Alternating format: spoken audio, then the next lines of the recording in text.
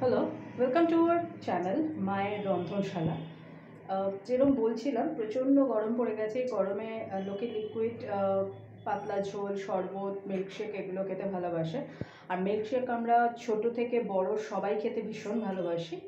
তো আজকে আমাদের আমন্ড মিল্কশেক হবে। তো আসুন দেখে নিই কী করা হচ্ছে আর কীভাবে কী করছে মা। আমন্ড মিল্কশেকের জন্য এখানে মা এই যে আমন্ড এখানে রাখা রয়েছে,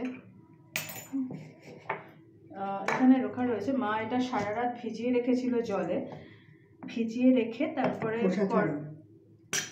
পরের দিন সকালবেলা খোসা ছাড়িয়ে নিয়ে মা এটাকে ড্রাই করে গুঁড়ো করে নিয়েছে। আর এর মধ্যে মা দুটো এলাচ দিয়েছিল। আর এখানে আমি এলাচটা দেখানোর জন্য রেখেও দিয়েছি। আবারও বলছি, আমন্ডটা মা প্রায় 15-16 খানা না, আমার তুমি ভিজিয়ে রেখেছিলে, তা হবে না, সেটা ভিজিয়ে রেখেছিল সারা রাত জলে সোক করে রেখেছিল। পরের দিন সকালে এই যে মানে যে পিলটা আছে সেটা ছাড়িয়ে নিয়ে তারপরে মা এর পেস্ট করে রেখেছিল। আর এই পেস্ট করার মধ্যে মা দুটো এলাচ দিয়েছিল। ওই এলাচের যে সিডসগুলো হয় ভেতরে যেগুলো থাকে কালো কালো, সেগুলো দিয়ে মা পেস্ট করে রেখেছে। আর লাগছে এখানে মিল্ক পাউডার আর কাস্টার্ড পাউডার। কী করবে এবার মা? দুধ দিয়ে করবে না?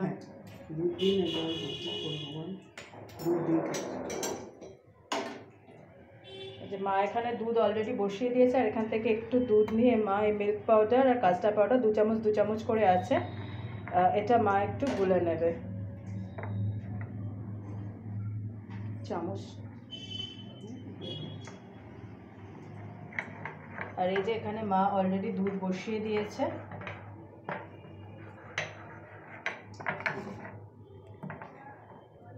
খুব ভালোভাবে করতে হবে, যাতে লাভ না থাকে। তুমি চামচ না দিয়ে হাতা দিয়ে করলে কেন মা?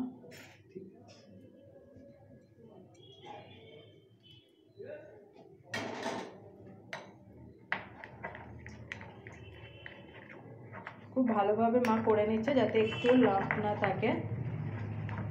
আর এখানে তো আমার পেস্ট রয়েছে, দেখুন হয়ে গেছে, লাম্প নেই। এবার মা এটা এই গরম দুধের মধ্যে দিয়ে দেবে। আর নাড়তে হবে যাতে এর সাথে লেগে না যায়। কাস্টার্ড তো লেগে যেতে পারে। আচ্ছা, এরপরে মা দেবে চিনি। আচ্ছা, মিষ্টিটা আপনারা যে যেরকম খান সেই অনুযায়ী দেবেন।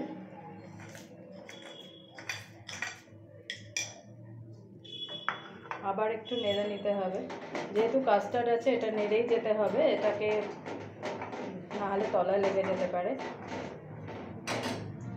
আচ্ছা, এরপরে মা যেখানে আমন্ড পেস্ট করে রেখেছিল সেটা পিল করে, তো সেটা মা দিয়ে দিচ্ছে।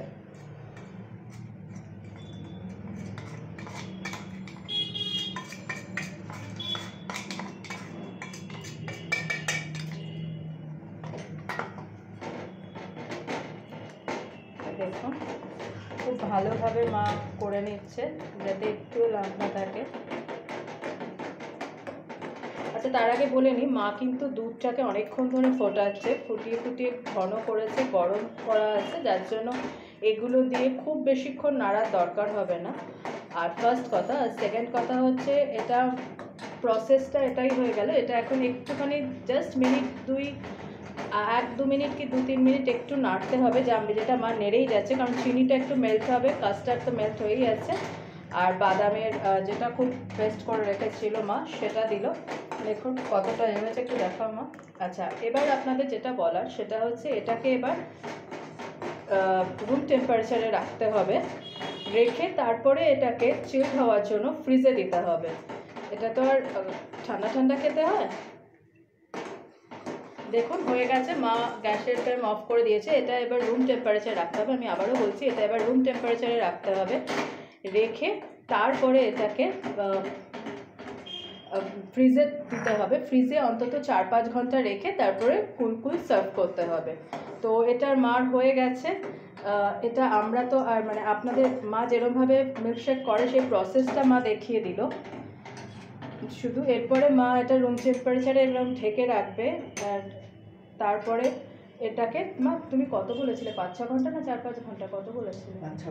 5-6 ঘন্টা। তো 5-6 ঘন্টা মা এবার এটা রুম টেম্পারেচারে এনে 5-6 ঘন্টা এবার ফ্রিজে রাখবে, একদম কুল চিল্ড হয়ে যাবে, তারপরে মা গ্লাসে সার্ভ করবে।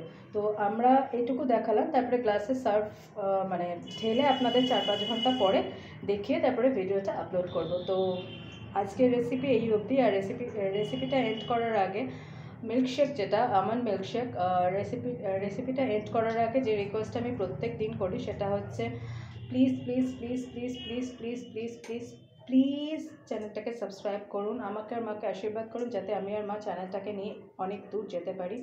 আর প্লিজ আমাদের পাশে থাকুন, সাথে থাকুন,